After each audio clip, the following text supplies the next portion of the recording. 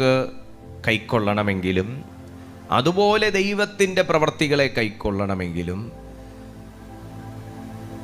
പരിശുദ്ധാത്മാവിൽ നിന്ന് എന്തെങ്കിലും ഒന്ന് നമുക്ക് കൈക്കൊള്ളണമെങ്കിലും ക്രിസ്തീയ ജീവിതം സക്സസ് ആയിട്ട് മുൻപോട്ട് കൊണ്ടുപോകണമെങ്കിലും ദൈവത്തിൻ്റെ കയ്യിലെ മൂർച്ചയുള്ള ആയുധങ്ങളായി നമുക്ക് ഓരോരുത്തർക്ക് മാറണമെങ്കിലും ദൈവം പറഞ്ഞ വാഗ്ദത്തങ്ങൾ തടസ്സങ്ങളുണ്ടെങ്കിലും ബുദ്ധിമുട്ടുകളുണ്ടെങ്കിലും അതിനെയൊക്കെ വിലങ്ങും പൊട്ടിച്ച് നമുക്ക് പ്രാപിക്കണമെങ്കിലും ദൈവത്തിന് എന്തേലും ഒരു അനൗൺസ്മെൻറ്റ് നമ്മളിലേക്ക് തരണമെങ്കിലും അത് നമ്മുടെ കാതുകളിൽ എത്തണമെങ്കിലും ഒക്കെ